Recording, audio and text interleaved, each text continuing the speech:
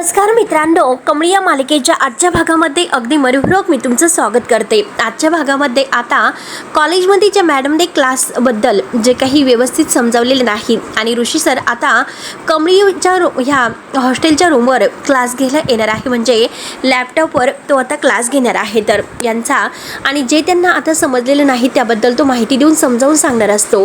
त्यासाठी आता कमळीने सगळ्यांना एकत्र बोलवलेलं असतं। त्यावरती आता ती नमिता विचारते की अगं निंगी, अगं तुझ्या मैत्रिणीने आपल्याला इथे बोलावलं आणि ती कुठे गेली? आता काही मुद्दाम तर करत नाही ना ती तुमचा वेळ वाया जाण्यासाठी? त्यावरती निंगी म्हणते की नाही, कमळीने मात्र येथे तुमच्या फायद्यासाठीच बोलावलेलं आहे। आणि तेवढ्यात कमळी ही लॅपटॉप घेऊन येते आणि म्हणते की आलो, मी माझ्या मित्राकडे हे आणण्यासाठी गेले होते। आणि निंगीला म्हणते की जा तू लवकर उशी घेऊन ये। काहीनी उशी देते आणि तो लॅपटॉप मात्र उशीवर ठेवला जातो आणि लॅपटॉप ऑन करते आणि म्हणते की बघा आपल्यासोबत कोण बोलत आहे। आता सगळेजण बघतात तर काय ऋषी सरांना बघून सगळ्यांना खूप मैत्रिणींना फार आनंद होतो। त्यातील आता एक विचारते की काय ऋषी सर तुम्ही? ऋषी आता सगळ्यांना हॅलो करतोय। ऋषी विचारतो की एव्हरीवन कसे आहात सगळे? ऋषी पुढे म्हणतो की आज तुम्हाला क्लासमध्ये जो टॉपिक अवघड गेलेला आहे तो समजलेला नाही ना, तर आज मी तुम्हाला तो शिकवणार आहे। यावरती आता कमळीची मैत्रीण म्हणते की हो सर, एकदम बेस्ट झालेला आहे, मला खरंच काही कळालेलंच नव्हतं। यावरती आता ऋषी म्हणतो की इट्स ओके आणि चला आता सुरुवात करूया। ऋषी मात्र त्यांना आता व्यवस्थित सगळं काही समजावून सांगतो। त्यानंतर आता हे सगळं काही झाल्यानंतर ती आता म्हणते की कमळी आम्ही आलो म्हणून सगळ्या मैत्रिणींना ती बाहेर घेऊन जाते। कमळी तिथे एकटीच बसलेली असते आणि ती ऋषीचे आभार मानते, थँक्यू बोलते। वरती ऋषी म्हणतो की कमळे अगं खरं तर मी तुला थँक्यू म्हटलं पाहिजे, कारण मला परत एकदा लेक्चर घेता आलं, तो आनंद मला परत मिळाला। खरंच कमळी माझा मूड फ्रेश झाला। तेवढ्यात राधिका मात्र आता ऋषींच्या केबिन मध्ये येते आणि ऋषीला म्हणते की ऋषी सर मे आय कमिंग? त्यावरती आता राधिकाला तो बघतो आणि म्हणतो की वहिनी या ना। राधिका आत येते। कमळी सुद्धा आता राधिकाला पाहते। लॅपटॉपवर आता कमळीला बघून मात्र राधिका विचारते की अरे कमळी, ऋषीची गंमत करत म्हणते की अच्छा, म्हणजे हिच्याशी बोलणं चाललेलं आहे। तर आता ऋषी हसतो। राधिका कमळीला विचारते की हाय कमळी, कशी आहेस? कमळी म्हणते की हो मस्त आहे। बस कसं सुरू आहे तुझं आता?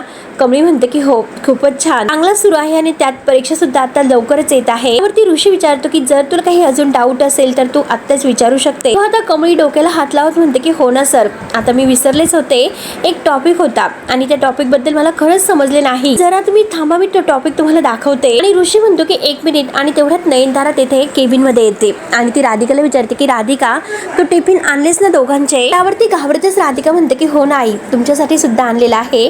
नयनतारा तिला थँक्यू म्हणते आणि ऋषी हे बघ मी तुला काय म्हणत होते। आणि तेवढ्यात नयनताराच्या मोबाईलवर कॉल येतोय, ती आता कॉल घेते आणि ती फोनवर बोलत असताना राधिका लगेच ऋषीला खुणावते लॅपटॉपवर आता बंद कर, कारण नयनतारा मॅडम आलेल्या आहेत। राधिका लॅपटॉपकडे हात टाकून आता ते बंद करायला सांगत असते आणि तेवढ्यात नयनतारा फोन ठेवते।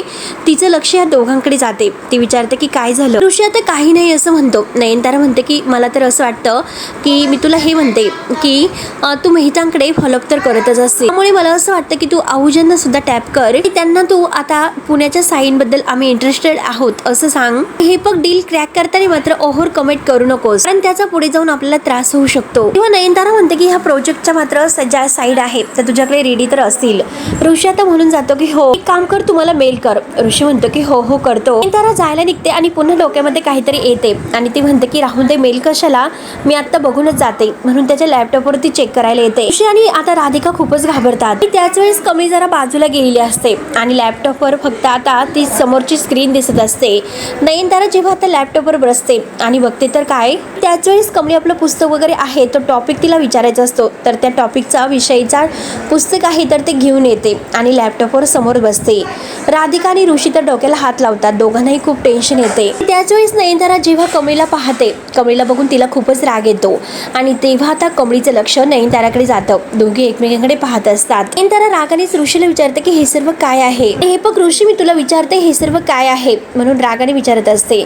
कमळी विचारी आता खूप घाबरते। त्यावरती ऋषी म्हणतो की आई, कॉलेजमधील आता काही स्टुडंटला एक टॉपिक होता, तो जरा अवघड जात होता म्हणून मी समजावत होतो। त्यावरती नयनतारा त्याला रागानेच म्हणते की तू कॉलेज सोडलेलं आहे हे तू विसरलेला आहेस का? त्या ऑफिस मध्ये बसून तू हे सर्व करणार आहेस का? या मुलीला तू मदत करतोय का? कमळीकडे रागाने बघत विचारत असते। मुलीने तुला मला सगळ्यांना फसवलेलं आहे आणि तू तिला मदत करतोय तर? आणि मुळात म्हणजे मला कामिनीचा मुद्दाच त्या दिवशी पटलेला नव्हता, परंतु आणि म्हणूनच मात्र तू स्टुडंट प्रोटेस्टला मात्र जेव्हा मदत करत होता त्यावेळेस मी तुला परमिशन दिली होती, ती तर हीच मुलगी होती ना? तेव्हा आता कमळी म्हणते की हे बघा मॅडम, खरंच त्यांची काही चूक नाही, परंतु नयनतारा मॅडम काही आता ह्या कमळीला बोलून देत नसते आणि म्हणते की 1 मिनिट, मी तुझ्याशी बोलतच नाही असे रागाने म्हणते. त्यावरती ऋषी म्हणतो की आई 1 मिनिट प्लीज, त्यांच्या परीक्षा सुरू आहेत आणि मी फक्त त्यांना थोडीशी मदत करत होतो. आणि नयनतारा रागाने म्हणते की मला मीटिंगला जायचं आहे आणि तुला मात्र या ऑफिसमध्ये राहून हे लेक्चर कंटिन्यू करायचं असेल तर कॅरी ऑन. एक गोष्ट लक्षात ठेव, मी तुझ्याकडून ही अपेक्षा केलीच नव्हती. आता ऋषी म्हणतो की आई फक्त एकदा ऐकून घे. नयनतारा काही ना ऐकता तेथून निघून जाते. तेव्हा आता राधिका ऋषीला समजावते. आता ऋषी हा कमळीला म्हणतो की हे बघ कमळी, पण कमळी आता त्या अगोदर सॉरी बोलते. ऋषी तिला म्हणतो की हे बघ प्लीज सॉरी म्हणू नकोस, त्यामध्ये तुझी काहीही चूक नाही, त्यामुळे तू प्लीज आईचं बोलणं मनाला लावून घेऊ नको. त्यावरती कमळी म्हणते की अहो पण खरंच माझ्यामुळे त्या तुम्हाला किती बोलल्या, मी खरंच तुम्हाला शिकवायचा आग्रह करायला नको होता. त्यावर आता ऋषी म्हणतो की हे बघ कमळी, अगोदर शांत हो बरं. हे बघ तुझी परीक्षा आलेली आहे, त्यामुळे तू आता अभ्यासाकडे लक्ष दे, मी नंतर बोले.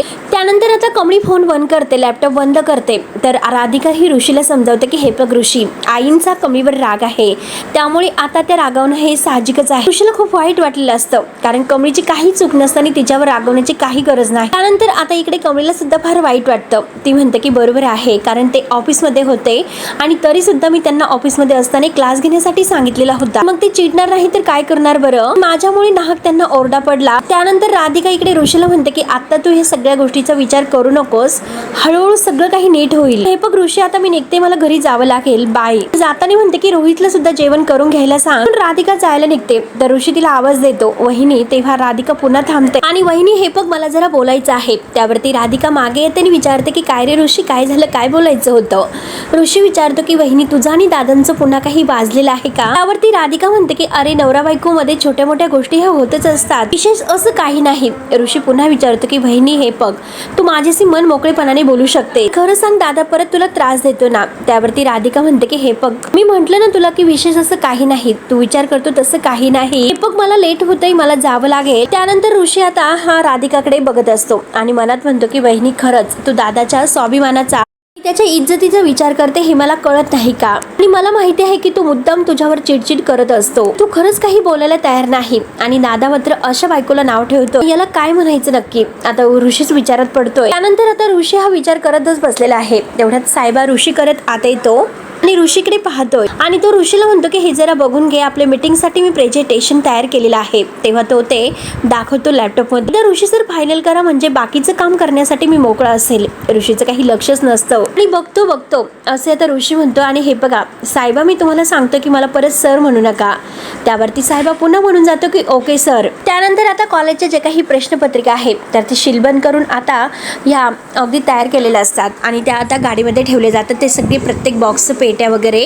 आणि तेथील आता एक शिक्षक विचारतो की काय रे पिओन, सगळं काही प्रश्नपत्रिका आता आल्या असतील आणि काही एखादा बॉक्स शिल्लक राहायला नकोय, चेक केले ना. त्यावरती आता तो पिओन म्हणतो की हो सर सगळे आलेले आहेत, मी व्यवस्थित चेक केलेला आहे आणि ज्या माणसाला अनिकाने काम दिलेलं आहे तर त्याला ही सर्व आता अनिकापर्यंत पोहोचवायचे असतात त्या प्रश्नपत्रिका. आता ते दोघंही गाडीमध्ये बसतात आणि ते प्रश्नपत्रिकांचे बॉक्स आहे तर ते गाडीतून घेऊन येतात. त्यानंतर आता इकडे अनिका तर वाटच बघून असते, म्हणजे तो क्लार्क कोण कोकाटे का फोकाटे की लोखंडे आहे त्याचा अजूनपर्यंत कॉल आलेला नाही, म्हणून तिची अगदी पूर्णपणे धांदल उडते. ती कामिनीवर ओरडत असते की त्याचा कॉल का अजूनपर्यंत आलेला नाही, सांग ना काय येत नाही त्याचा कॉल. त्यावरती कामिनी तिला म्हणते की अगं अनिका जरा शांत हो बाळा, त्याने आपल्याला काय सांगितलेलं आहे की परीक्षेच्या आदल्या दिवशी पेपर देतोय म्हणून, आणि हे फक्त कदाचित मात्र आता युनिव्हर्सिटी मधून निघाला असेल तर देईन प्रश्नपत्रिका. अनिकाला काही आता अगदी दमच नसतो. ती म्हणते की नाही असले वर्ड्स आहे ना ते यूज करू नकोस.